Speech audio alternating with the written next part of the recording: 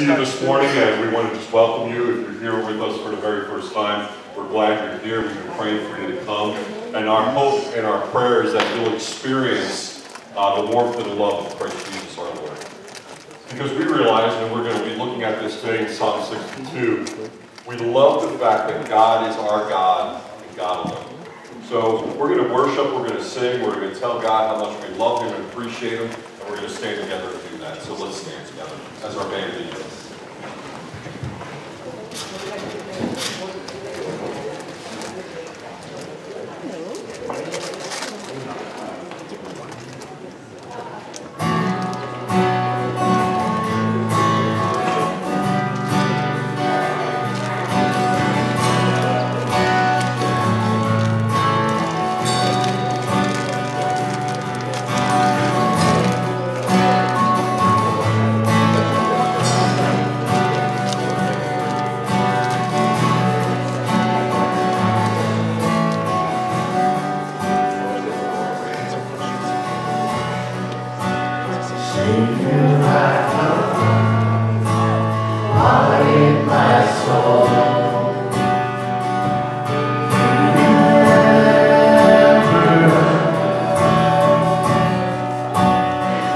belong to you.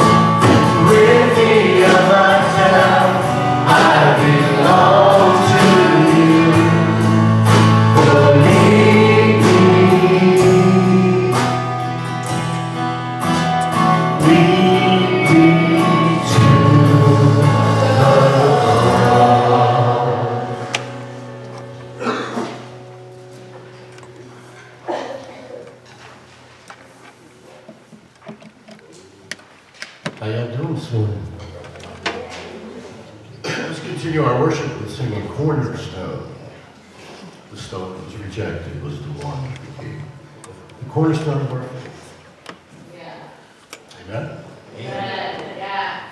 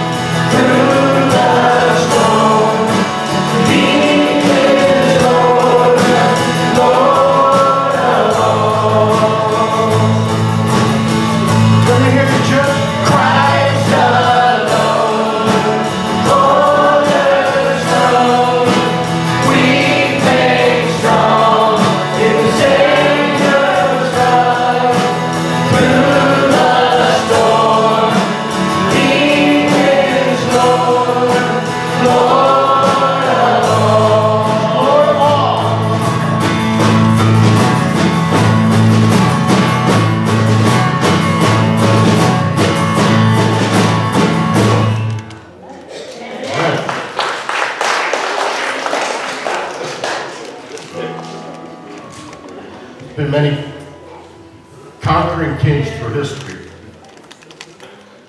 All kinds of earthly kings, all kinds of military generals that have been famous and mighty, but nothing matches the matchless, wonderful name of our Savior, Jesus Christ, who became one of us and knows everything that we go through, and could have, at any moment, called 1 million angels, 10 million angels to come down and take him off that cross.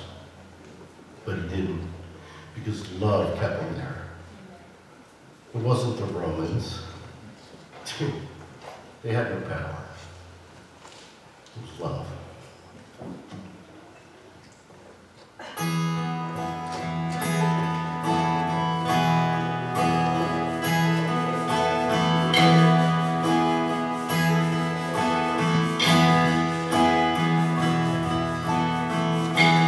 There is none like you.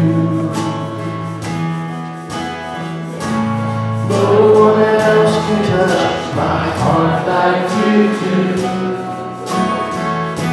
And I can search for all eternity long and find there is none like you. There is none like you. No one else can touch my heart like you do. And I can search for all eternity long and find there is none like you. Your mercy flows like a river wide. Healing comes from your hand. Suffering children are safe in your arms. There is none like you. There is none like you. No one else can touch my heart like you do. And I can search for all eternity long and find there is none like you.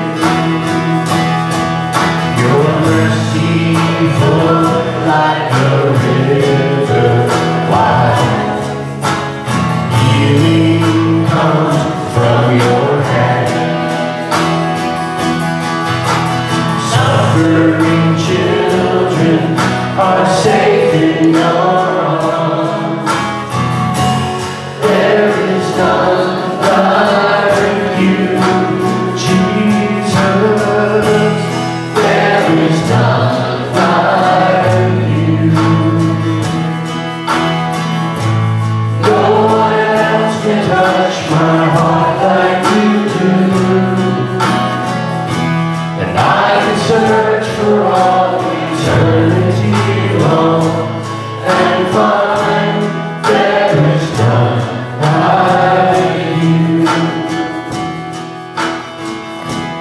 There is none like you. No one else can touch my heart like you do. And I can search for all eternity long and find there is none like you.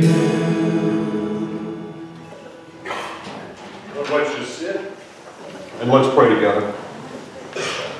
And so God, we realize and we know, God, or at least we hope to know, or at least if we don't know, God, this is a starting place for us. To know that, God, you are with us in this. That, God, you are the one and only who oversees it all and still is actively involved in every part of our lives, God. We are grateful for that. God, we are completely in all of that. God, we can't even begin to imagine what it would be like in the messiness of this life, God, to live this life without you in it. And God, yes, we get overwhelmed, and yes, God, we get in our own ways, and God, yes, there are places in our lives that, God, we still need to grow.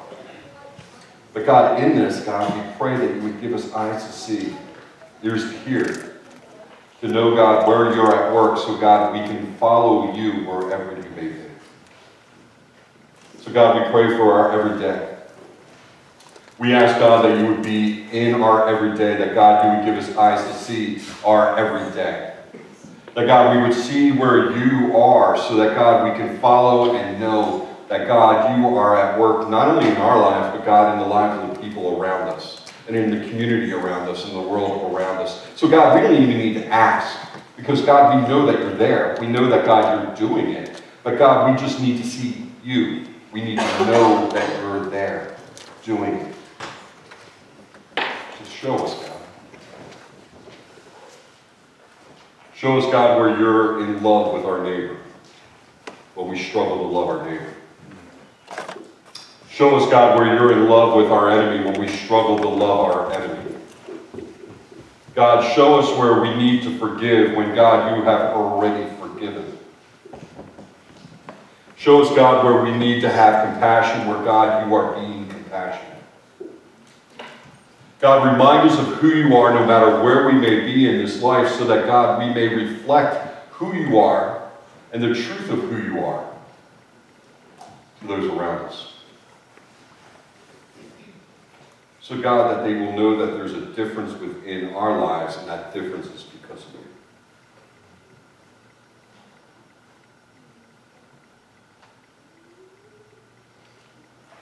That, God, you make all the difference in the world. That, God, you make an impact that is bigger and wider and closer and more intimate than we could ever experience from anybody else here on earth. That, God, we are grateful that, God, you know us and you see us and that, God, you continue to love us. That, God, through the cross and the resurrection, God, we have life here and now. That, God, life is not about one day with you in heaven, but, God, about bringing your kingdom to come here on earth.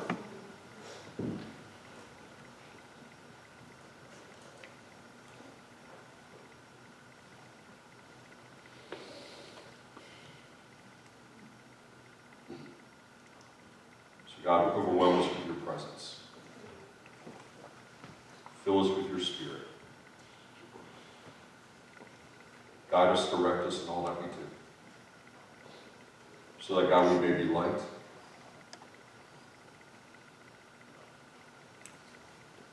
That, God, we may be grace. And that, God, we may be compassionate and merciful everywhere we go. So, God, we pray this in your Son's name. And friends, we pray this prayer, the Lord's Prayer, or the Our Father, and it's two screens next to me. And so if you don't know it, you can read it along with us. You can pray it along with us, or you can just simply listen. Our Father, who art in heaven, hallowed be thy name. Thy kingdom come, thy will be done, on earth as it is in heaven. Give us this day our daily bread. And forgive us our trespasses, as we forgive those who trespass against us.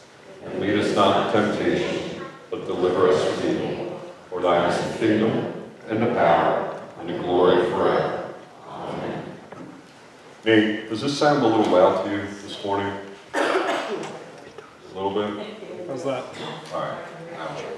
Sounds loud to me.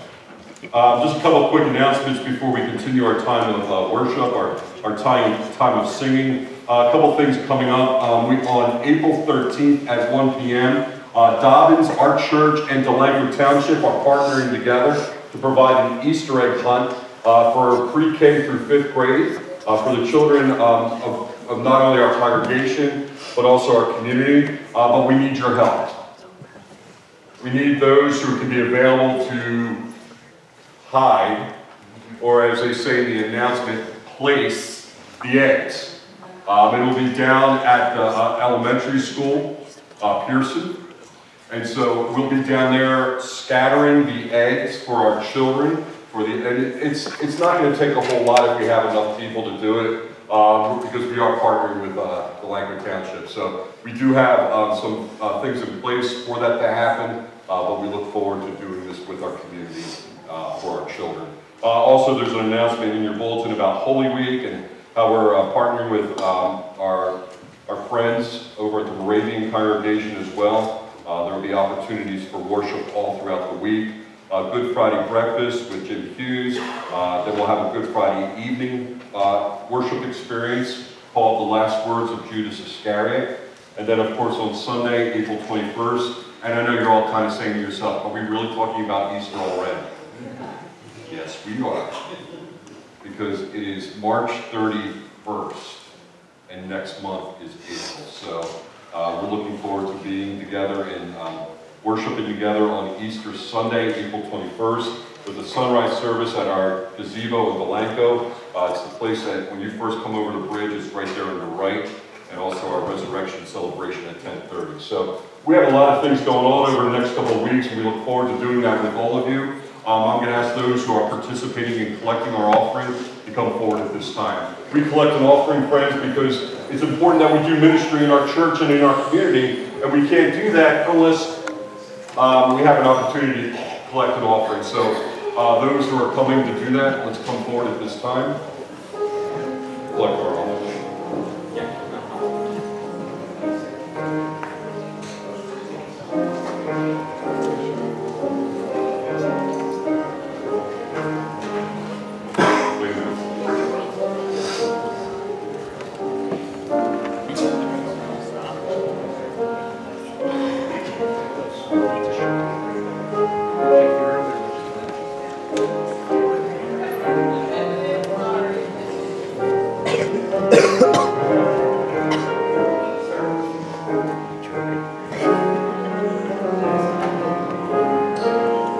For another Harper home run.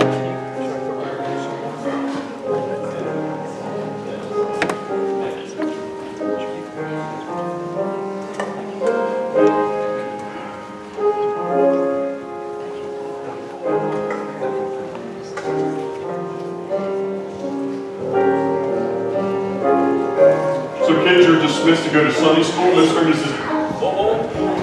Mr. and Mrs. T are there in the back waiting for you. Or maybe.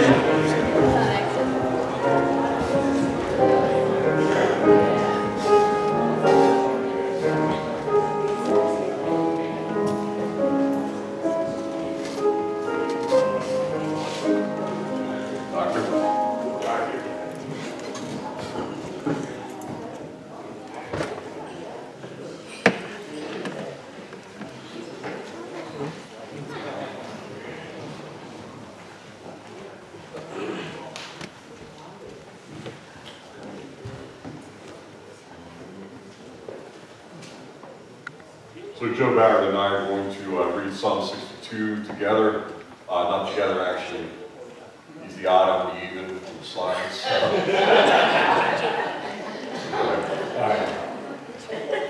Psalm 62. Listen for the story in this. Go ahead. It's okay. I wait quietly before God, for my victory comes from Him.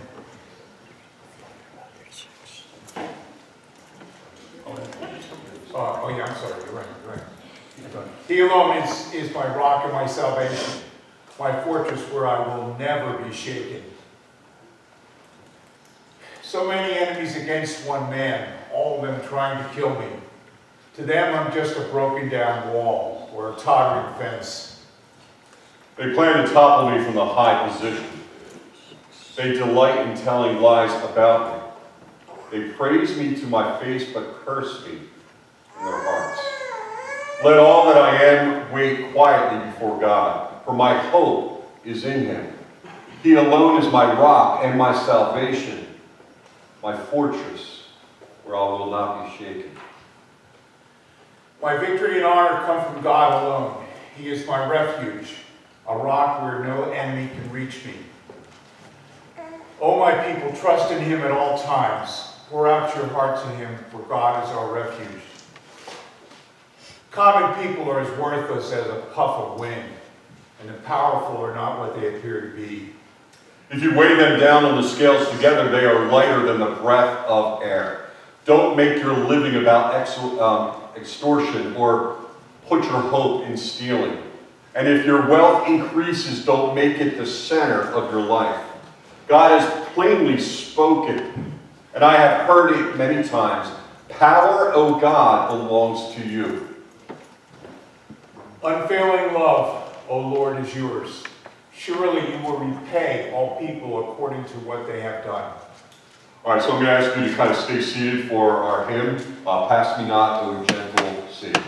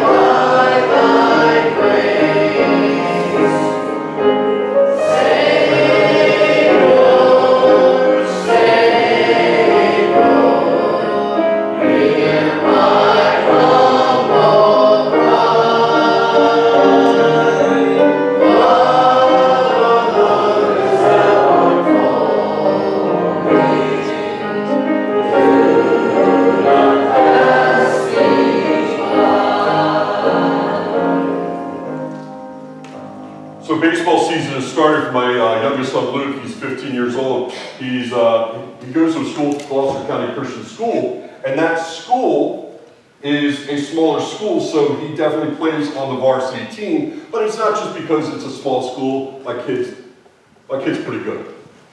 And he's pretty good in the sense of where we are at that place in our lives, he and I, where when he throws the ball, or better yet, pitches the ball, I have to put on the gear, I have to put on the mask, I have to put on the chest protector. I think, by the way, I think the chest protector is not thick enough. I actually need armor, if I'm honest with you. I put on the knee pads that never really work well. I have taken, last year I took a few pitches that I lost sight of because he has this stupid change up that he'll throw, and I lost track of it and it hit me in the ankle a couple times. I'm at that stage with him now that I cannot see where the ball is coming or going or anything. I wear glasses now. That doesn't help. I'm not afraid of anything, but I'm afraid to catch a ball from Luke, even with all the gear. Because the ball does not move in the way that I need it to move or where I anticipate it moving. I wish it went right to the glove every time, but that would mean I would have to actually move my glove to wherever the ball may go, and I'm not really sure where the ball goes. So Luke has these pitches now that I lose track of. He has these pitches where I have a difficult time tracking and seeing where they will end. It's significant that I mentioned this morning because, honestly, life is a mess like that. There are moments in our lives where we can see it coming, and then there are other moments where we can't see whatever that is coming. We realize that over the last couple of weeks we've been talking about what it means to exist and live and respond to the mess of life.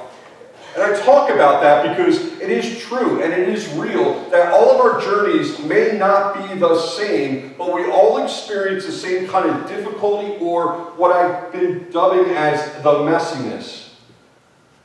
That is easy and difficult, sometimes mediocre, stressful, and sometimes full of light and sometimes full of darkness. Sometimes things come at us that we don't see coming.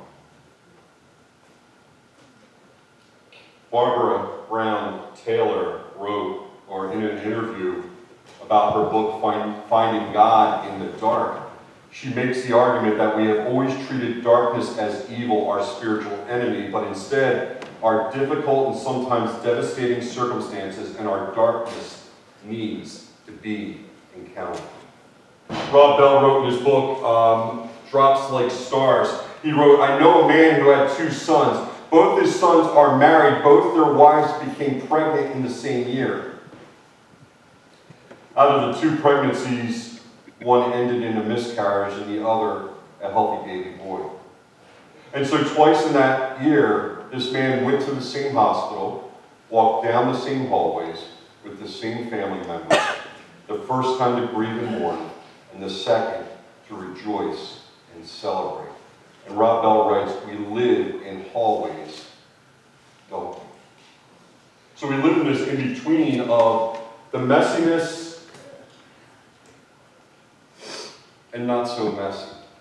This dark and light, this sadness and joy. In Ecclesiastes 3, the writer wrote, because he couldn't wrap his head around the why of life, so the writer wrote these words, there's a time to mourn, and there's a time to dance. There's a time to cry, and there's a time to laugh. So there's these constant back and forth, because life can be a messy journey.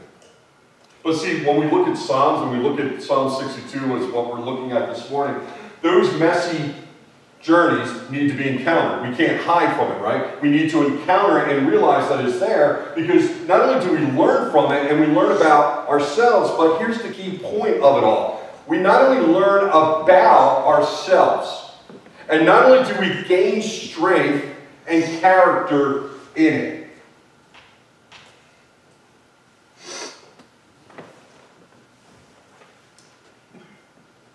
but we learn about who we can trust.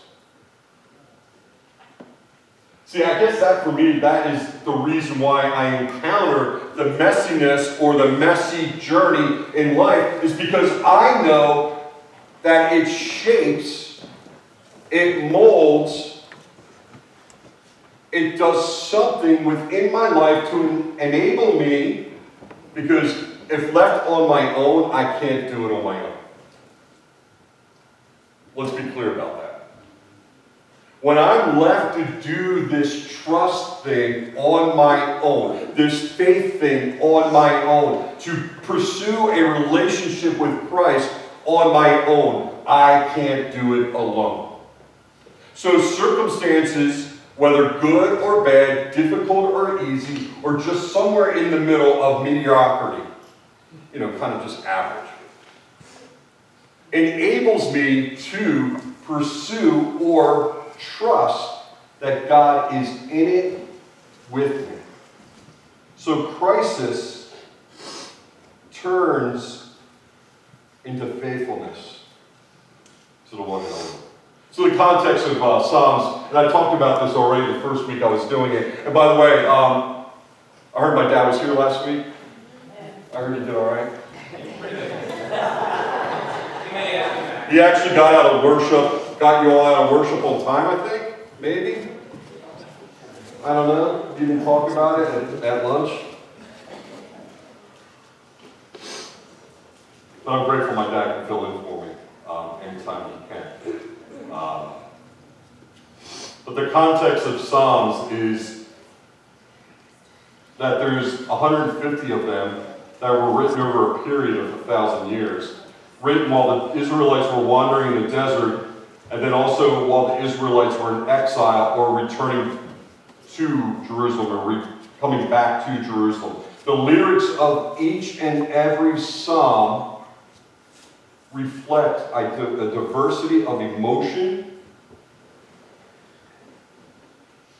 and remind us that life is not just a sprint, but a marathon or a journey. Psalms enable us to put human words around what we feel within us, and while also prodding us to be ourselves before God. No other place in Scripture will you see such vulnerable and raw and real words like you do in the Psalms. There is no place other than that. When we go to the Gospels, we see that Jesus, every encounter that Jesus had, he encountered everyone right where they are. Well, the Psalms give words to right where we are, no matter where we may be in our journey. So the writer of Psalm 62 writes these words to give voice to where he is in that moment when he encounters difficulty. For this particular psalm, it's difficulty with his enemy. Now, a couple of weeks ago, we talked about what it means to love our enemy. I'm not going to do that today. I think you all get it. But we have to know what we're supposed to do when we encounter these moments in our lives. So Psalm 62, it says, for God alone, my soul waits in silence. The word soul, I talked about it a couple of weeks ago. Soul means your inner life. Your soul is the decision-making parts of your lives. That soul is what incorporates loving God with our inner lives. But also our soul is that place where we wait for God and God alone. So there's that word, again, wait. An interchangeable word that we can use in that moment with word wait is that we could also use the word hope. For God alone my soul hopes. But notice the consistency through this psalm. You will see it again. The psalmist repeats himself, as he does in most psalms, because it's more of a lyric set to a music or some kind of musical background. But the psalmist writes these words, the poet, the songwriter, writes these words to remind us that there are moments within our lives that we wait for God to act and move within our lives, and there are moments where we have to do it quietly.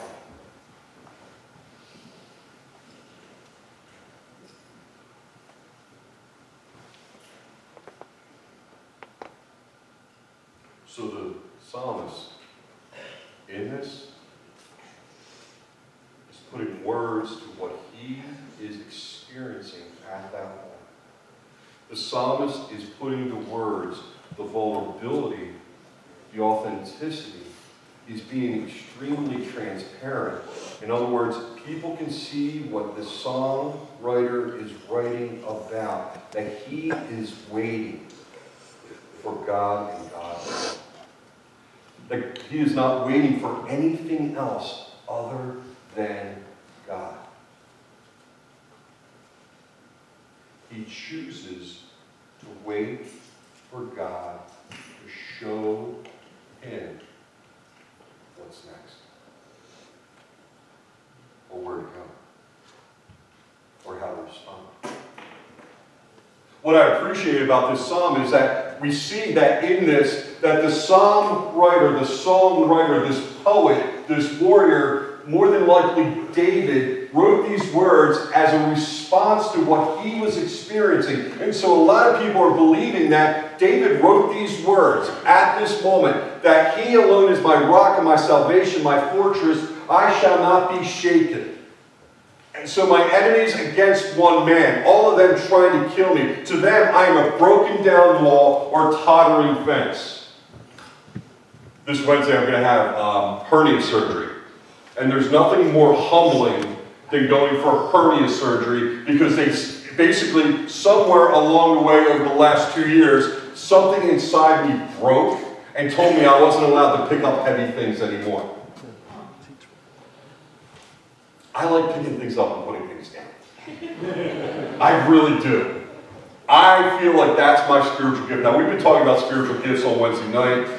I don't believe I saw anywhere on the list about picking things up and putting them down. I believe that's my spiritual gift. I really do. Every time someone moves, they call me. They call me because they also want me to bring my big boys and my daughter to help too. But somewhere along the way over the last 2 years, something inside me broke or got bigger, or I don't know what that does. You know, it's funny how the doctors, they want to give you informed consent, and they start telling you everything. I'm like, can you just do it? Can we just get this done and over with? I don't know of anything you're talking about right now. I feel like I'm a broken down wall and pottering a fence.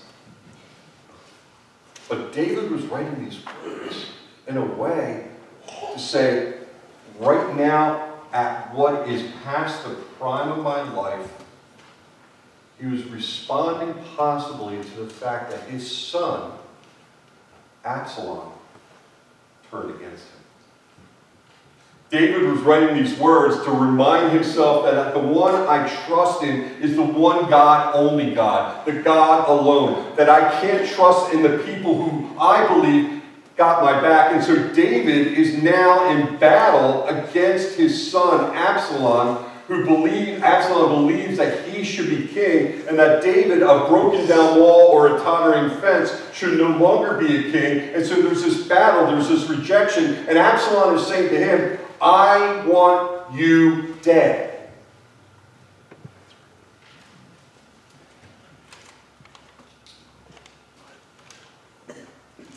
And so he's saying, I know Absalom's plan is to topple me from being king.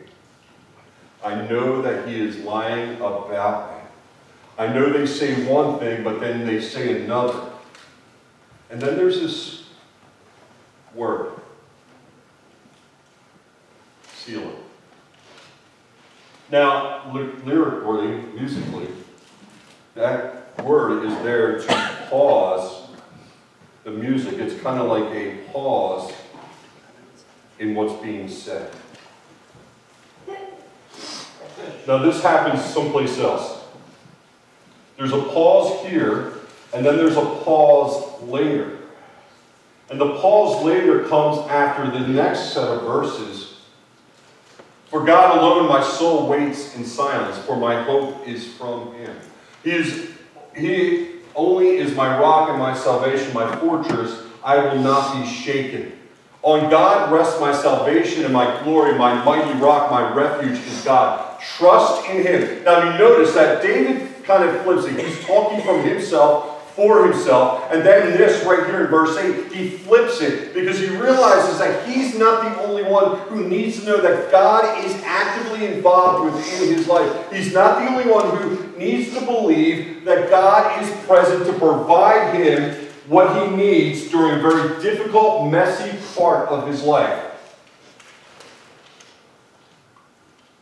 Let's understand something about David. I'm sure some of this was self-inflicted wounds. And I know that this is probably some of the consequences of that self-inflicted wounds.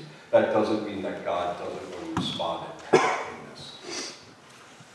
But then David flips it, realizes that he's not the only one within his life. And now David writes in verse 8, and remember the verses are there not for anything other than just to keep us in a place where we can refer to it.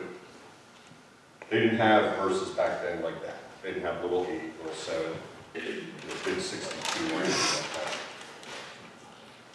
David now flips it to everybody else. He says, trust in him at all times, O people. Pour out your heart before him.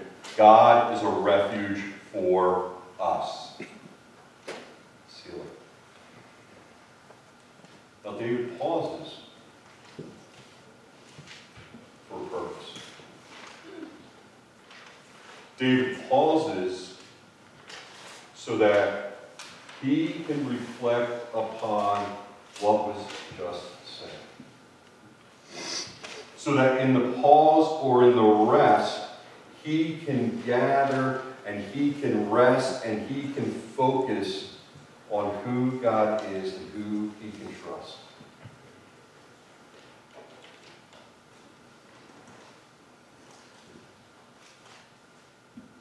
It's funny that the writer, being David, had to purposely put pauses in this psalm so that they could reflect on who God is in this. Because David knew for himself that he couldn't do it on his own. I don't mean just the God alone thing. I mean, David knew that he would not pause or rest long enough to focus on who God is. See, the pause in there gives us the opportunity to stop what we're doing and to spend some time alone, waiting quietly for God to respond by showing us what our next move should be and where we should go. But we don't do that, and we don't do that part well. We don't rest well. We don't pause well. We continue to move all throughout our lives to do the next thing, to get to the next place, to the next part of our career, to the next part of our schooling, to the next part of our lives and relationships. We never stop to pause and reflect and rest.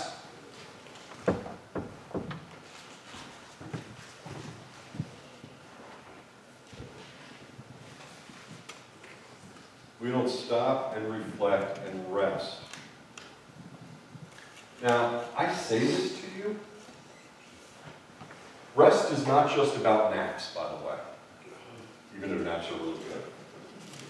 And naps are really good for the soul. And naps are good just to regain some energy. When I talk about rest, I'm talking about the place where we need to stop, slow down, quiet ourselves from the noise that continues to saturate us all throughout our lives. The noise of what it means to live in a messy, messy life. Or the messiness of life, a messy world. Where we stop, we pause, we rest, we put aside everything that we need to do and just simply rest in God and wait in God and God.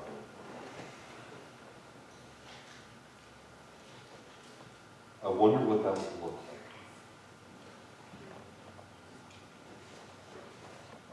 You see, as a pastor, we have to be purposeful about taking a Sabbath or a rest. Because literally, I could work 7 days a week and probably not even think anything of it. But we have to be purposeful because, by the way, Sundays aren't our Sabbath like it is for you. Right? It's not our rest time. So we have to take it on a Friday like I do normally, or I have to take it on a Saturday when I get to hang out with my kids. Sometimes. To rest means that we pause. We push the pause button on our lives to sit and respond or to allow God to work in our lives so that we can trust God with what's going on in our lives. Because there are parts of our lives that are extremely messy. And so there are moments where we need to stop and think and pause and reflect and realize that the one we need to trust in is the one who is God and God alone. That's why the author wrote these words, "For God alone, my soul, my decision-making part of my life, my inner life, that my soul needs to wait, pause, quietly." So for some of us, that might mean turning off the TV, turning off the radio and driving quiet. That may mean for some of us to put down or put away all the distractions. You know, people used to talk about in the old days about their prayer closet. I don't have a prayer closet. I don't even know what that means at times. I mean, I kind of know what it means. I physically can know what that means. But they purposely used to talk about that was because they needed a place where they could just shut out everything else and completely and utterly focus on God and God alone.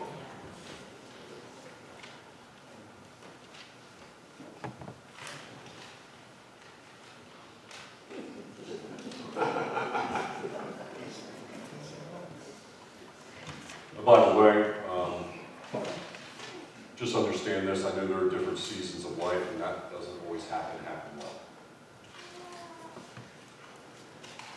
Ask the mother or the father of small children and ask them how often do they get to push the pause button. Ask the person who is trying to work some overtime just to pay, able to not just meet ends meet, but also to pay off student loans and other loans. Think about that mom or dad who has to run their kid from point A to point B after school, picking them up, taking them here, there, or everywhere, and who they are as teenagers and how difficult that can be. And sometimes you don't get the season of life where it enables you to push the pause button. So here's what I would recommend. To really focus on who God is and to enable us to trust in who God is being our unshakable foundation and fortress. This is what I would say to you. Log off of Facebook.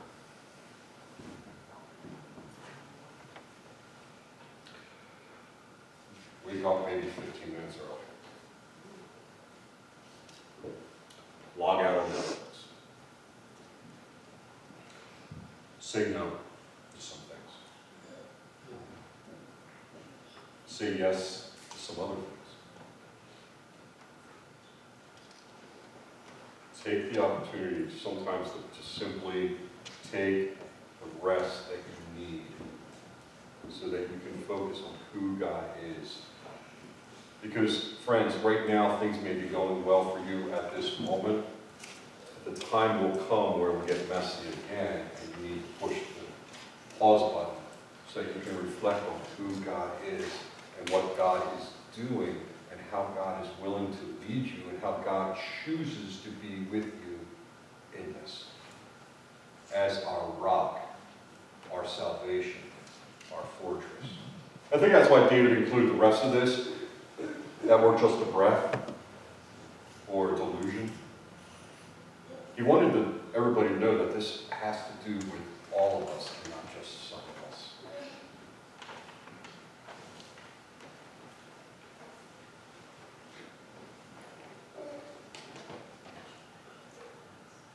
And notice that God chooses to be with us out of the place of love, wanting to be with us like a father or a mother wants to be with their kids most of the time.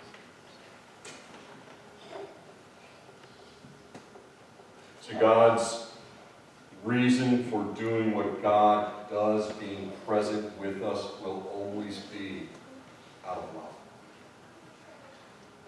In love. Because of love. Always. Because it's within God's character and the truth of who God is in love, is in love because of his love, always with his love, to connect with us so that we can connect with him.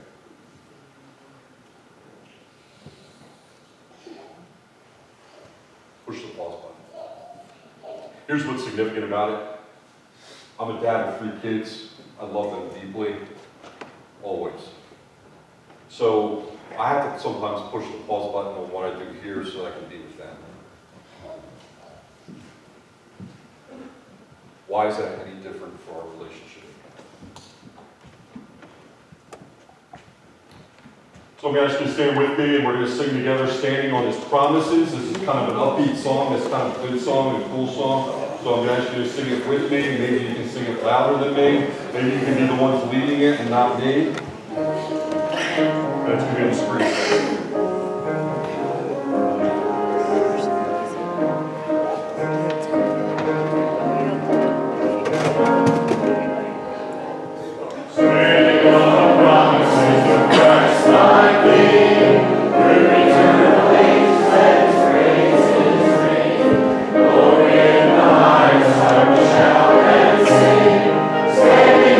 Promises of God, stand